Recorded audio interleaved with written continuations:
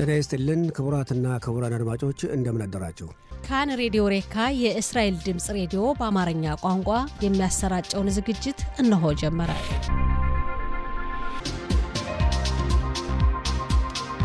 ሰላም ጤና ይስጥልን እንደምን አደራችሁ የተከበራችሁ አድማጮቻችን። እነሆ የጧት ስርጭታችን ይዘን ቀርበናል። ከዛ በፊት ግን ዛሬ ዕለቱ እንደ ብራውያን ዘመን አቆጣጠር ዮም 5 ቤት በሲቫን ታፍሽን ፔሄይ እንደ አውሮፓ ዘመን አቆጣጠር ሜይ 29 ቀን 2025 እንደ ኢትዮጵያ ዘመን አቆጣጠር ደግሞ ግንቦት 21 2017 ነው።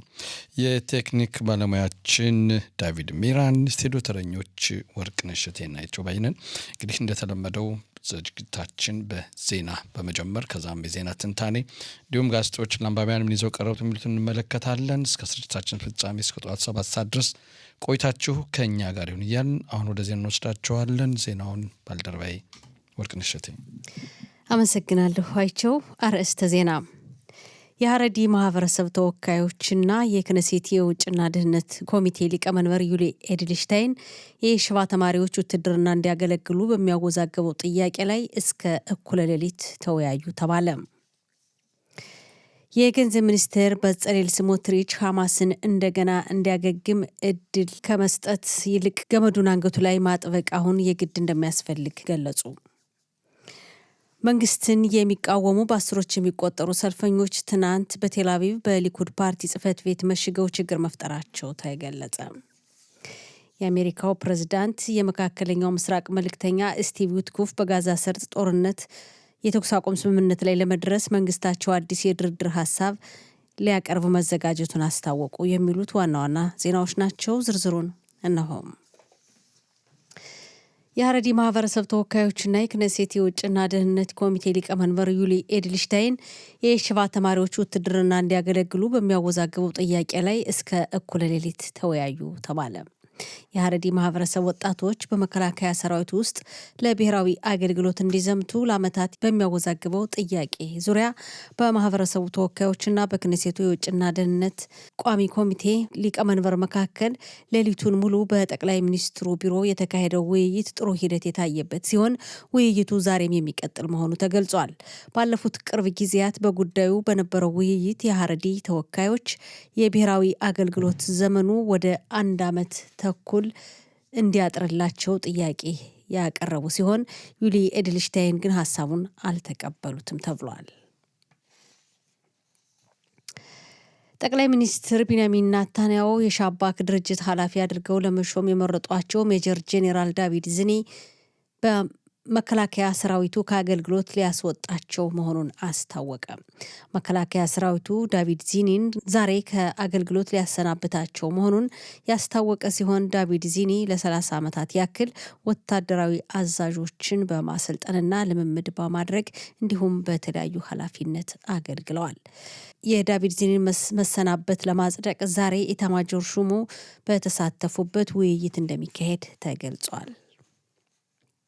የገንዘብ ሚኒስትር በጸሌል ስሞትሪች ሐማስን እንደገና እንዲያገግም እድል ከሚሰጥ በከፊል ስምምነት እንደማይስማሙ ገለጹ። ስሞትሪች በኤክስ ገጻቸው ላይ በጻፉት መልእክት ሐማስ በጣም በከባድ ችግር ውስጥ እንደሚገኝ ገልጸው ሁሉም የተጠለፉ ዜጎችን በአንድ ጊዜ እንዲለቅ ገመዱን አንገቱ ላይ ማጥበቅ እንደሚያስፈልግ ገልጸዋል። ስሞትሪች በተጨማሪም አሁን የተወሰኑ የተጠለፉ ዜጎች ብቻ እንዲመለሱ በሚያደርግ ስምምነት ላይ መፈረም ጥፋተኛነት እንደሆነና ለሐማስ ኦክስጅን እንዲያገኝ ወይም እንዲተነፍስ እንደሚያደርግ ገልጸዋል። የተጠለፉ ዜጎችን ለማስመለስ ትግል የሚያደርጉ ቤተሰብ አባላት የስሞትሪችን አባባል በማውገዝ ገመዱን ማጥበቅ የሚፈልጉት በተጠለፉ ዜጎች ሕይወት ላይ መሆኑን ገልጸዋል። በሌላ ዜና የውጭ ጉዳይ ሚኒስትር ጊዶን ሰዓር የተጠለፉ ዜጎች የሚለቀቁበት እድል ከተገኘ መስማማት እንደሚያስፈልግ የአብዛኛው ሕዝብ እስራኤል ፍላጎትም ይኸው መሆኑን ገልጸው እንደ ብሔራዊ ፍላጎት እንጂ እንደ ፖለቲካዊ ተጽዕኖና ዛቻ መስራት ወይም መሄድ እንደማያስፈልግ ተናግረዋል። መንግስትን የሚቃወሙ በአስሮች የሚቆጠሩ ሰልፈኞች ትናንት በቴል አቪቭ በሊኩድ ፓርቲ ጽህፈት ቤት መሽገው ችግር መፍጠራቸው ተገለጸ።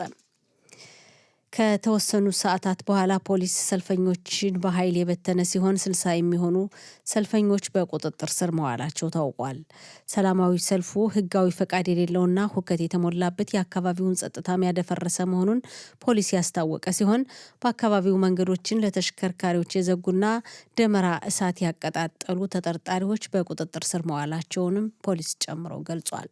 በተፈጠረው ሁከት 2 ፖሊሶች ቆስለው የሕክምና እርዳታ የተደረገላቸው መሆኑ ታውቋል። የአሜሪካው ፕሬዝዳንት የመካከለኛው ምስራቅ መልእክተኛቸው ስቲቭ ዊትኮፍ በጋዛ ሰርጥ ጦርነት የተኩስ አቁም ስምምነት ላይ ለመድረስ መንግስታቸው አዲስ የድርድር ሀሳብ ለማቅረብ መዘጋጀቱን አስታወቁ። I think that we are on the precipice of sending out a new term sheet that hopefully will be delivered later on today. And I have some very good feelings about getting to a long-term resolution, temporary ceasefire, and a long-term resolution, a peaceful resolution of that conflict.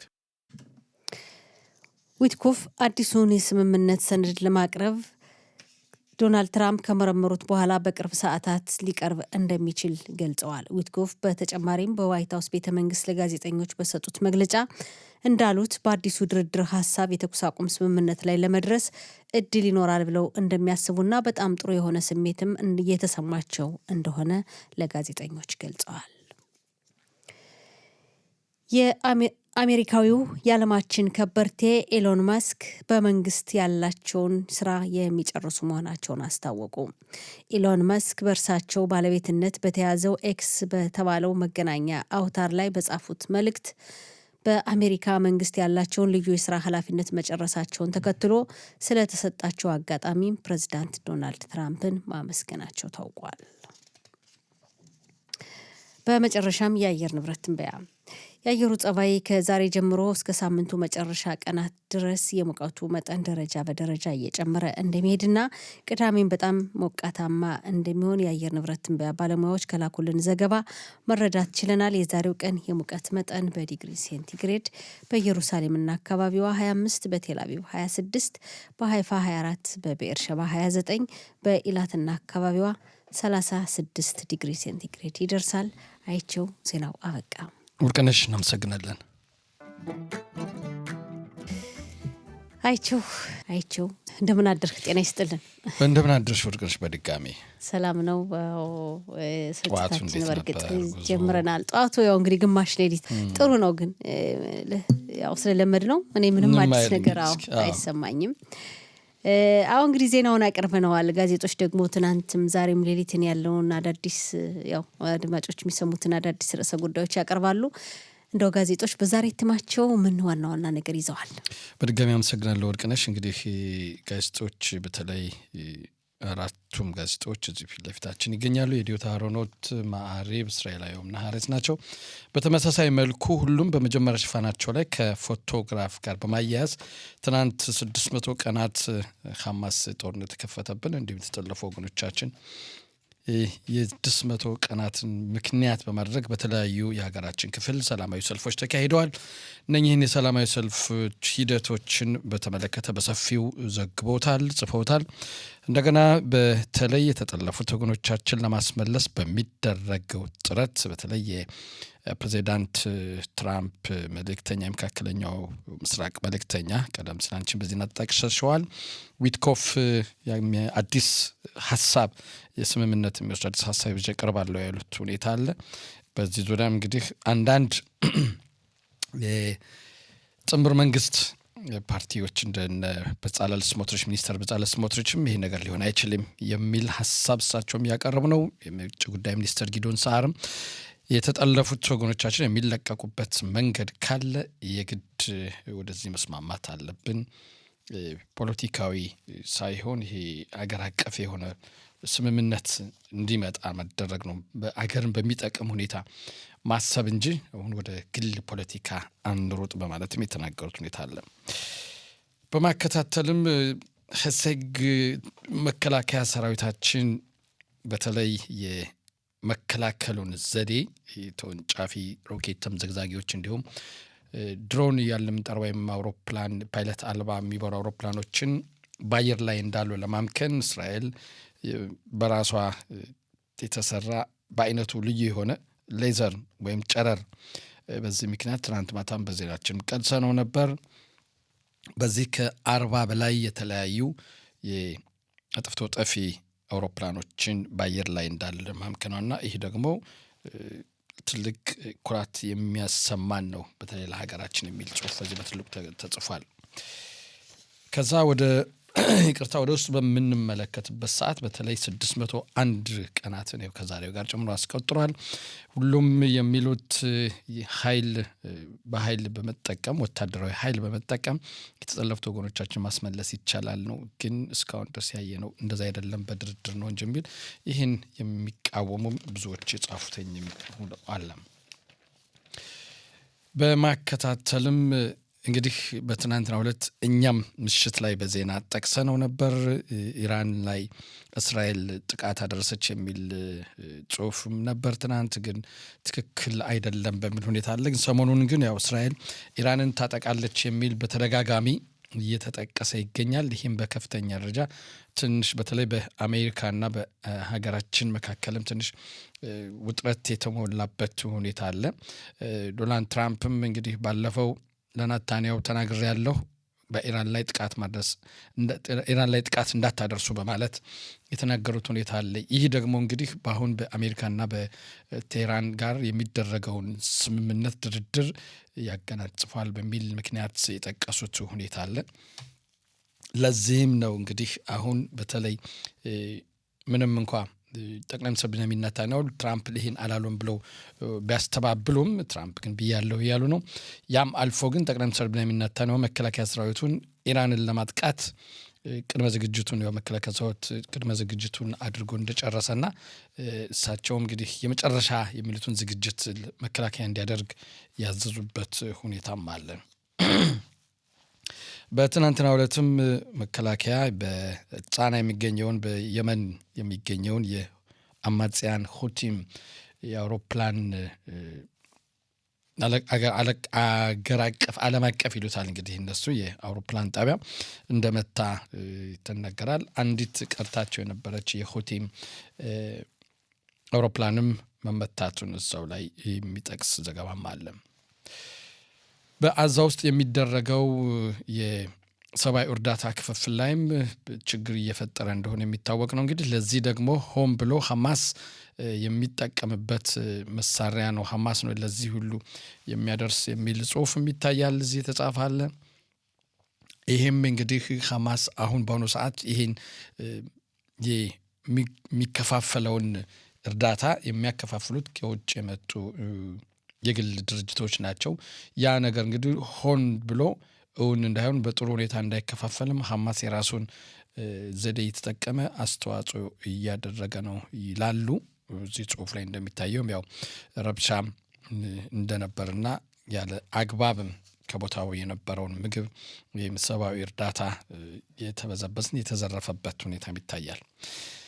ይህም ቀደም ሲል እንደተናገርኩት ማረኬት ሌዘር ወይም በጨረር ካትባም ሰው አልባ የሚበሩ አውሮፕላኖችን አጥፍቶ ጠፊ አውሮፕላኖችን በአየር ላይ እንዳለ የሚያመክን በአይነቱ ልዩ የሆነ ተሰራ እስራኤል የሰራችው ነው። ወደፊት በተለይ ደግሞ ይህን ነገር መስራት ከታሰበ ወደ 10 ዓመት እየሆነ ነው። በዚህ ዓመት መጨረሻ ላይ ደግሞ የበለጠ ከምን ጊዜውም በበለጠ በፍጥነት ወደ ስራ ላይ ለማዋል ጥረት ተደርጓል። ስራ ላይ ሙሏል።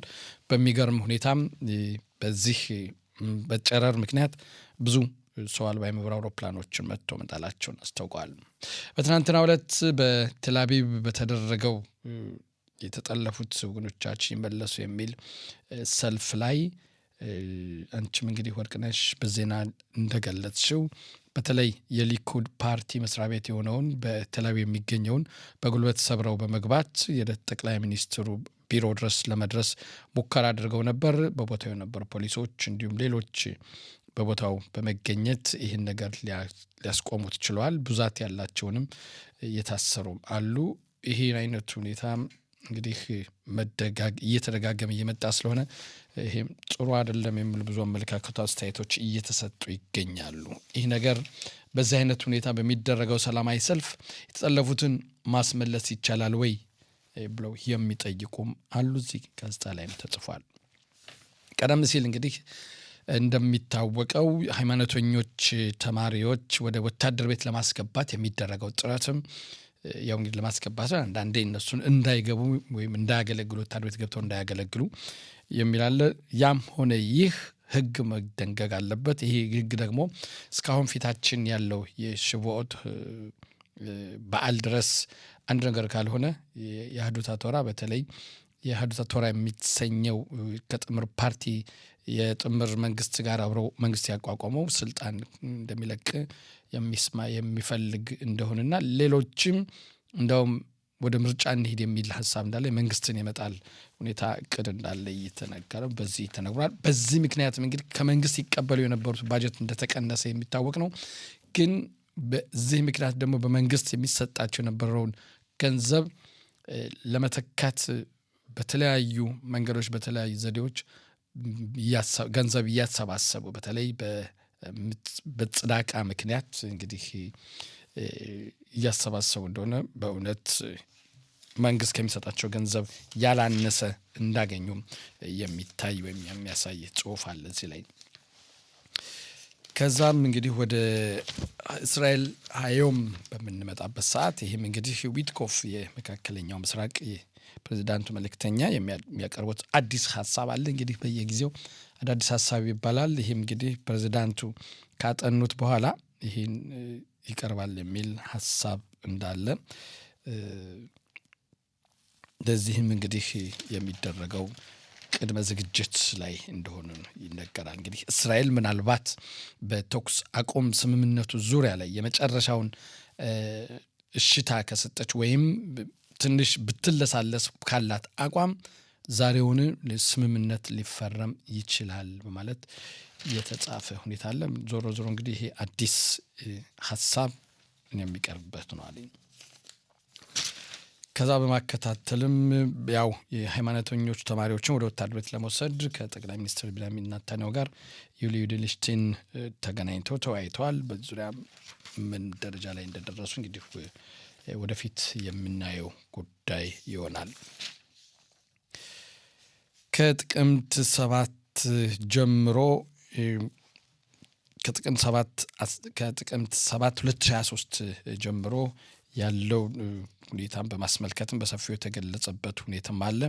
ይሄም በተለይ ማርኬት ሌዘር ወይም ጨረር ምክንያት በስካውን ድረስ ያንዳንዱ ጸረ ሚሳኤል የሚተኮሰው ብዛት በትልቁ የሚቀንስና ይሄ የጨረሩ ሁኔታ ደግሞ ወጪንም ኃይልንም በመቀነስ ትልቅ አስተዋጽኦ ወይም ትልቅ ድጋፍ ለመከላከያው ዙሪያ አገራችን በዚህ አይነት ዘዴ በመከላከል በዓለም ልዩና ከሷ ውጭ ለሌላ የሌለው መሳሪያ እንደሆን በግልጽ የሚያሳይ ነው የሚል ይህም የተጻፈ ጽሑፍ አለ። እንደ አንድ እስራኤላዊም ልንኮራ ይገባናል። አንድም እንደዚህ ነገር ከዓለም ቀድመን በማግኘታችን፣ ሁለትም የተለያዩ አዳዲስ ፈጠራዎችን በብዛት መፍጠር የመፍጠር መቻል የምንችል መሆናችን የሚያሳይ ነው። በዚህ ጋባ ወይም ኩራት ሊሰማን ይገባል ሲል የተጻፈ ጽሑፍ ማለት ሲጋ ከዛ በማከታተልም እንግዲህ ወደ ማዕሪቭ በምንመጣበት ሰዓት ማዕሪቭም ያው ተመሳሳይ መልኩ ያቀረበው የድርድሩ ዙሪያ ነው። ቀደም ሲል ስለተመለከተው ድጋሚ ማየቱ ትንሽ ሰዓት ማባከል ሊሆን ይችላል። ከዛም ያው የእስራኤል 601 ቀናትን ያስቆጠረበት ሁኔታ አለ። በተለይ ደግሞ ጦርነቱ ማለት ነው። በተለይ ደግሞ በሰሜኑ የሀገራችን ክፍል ያሉት ትንሽ መከላከያ በዛ አካባቢ ያለውን ጦር በመቀነሱ ምክንያት ስጋት እንዳደረባቸው የሚያሳይ ጽሑፍ አለ። እዚህ ላይ የአየር በረራ ወደ እስራኤል የሚደረጉ በረራዎችም ቀስ በቀስ የተለያዩ የአየር መንገዶች በረራችን እየሰረዙ ነው ወይም በቅርቡ ይመለሳሉ ተብሎ የነበሩትን የመመለሻ ሁኔታ እያራዘሙት እንደሆን የሚያሳይ ጽሑፍ እዚህ ላይም አለ። ለመጀመሪያ ጊዜ በሀገረ እስራኤል ሽብር ፈጠራ የተጠረጠሩ አረብ እስራኤላውያን ዜግነታቸውን ተገፈው ወደ እንዲባረሩ ከሀገር እንዲባረሩ 4 መባረራቸውም እዚህ ላይ ጽሁፍ ተጽፏል። እንግዲህ እስራኤላዊ ሽብርተኛ የሆነ ሽብር ፈጠራ ስራ ከሰራ ከሀገር ይባረራል የሚለውን ህግንም እንደገና የመመልከት ሁኔታ እንዳለ ታያም። ሀሬት ስንመለከት ሀሬትን በትናንትናው ዕለት የነበረውን ሰላማዊ ሰልፍ በተመለከተ ገልጾታል። በዚህ ዙሪያም ቀደም ብለን ተመልክተናል።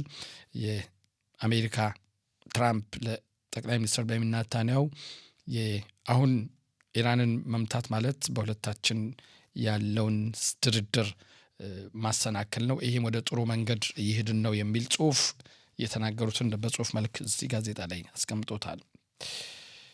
ከሞላ ጎደል የተከበራቸው አድማጮቻችን እንግዲህ ጋዜጦች ለአንባቢያን ምን ይዘው ቀረቡ የሚሉት የስካሁኑ ነበር። ከሞላ ጎደል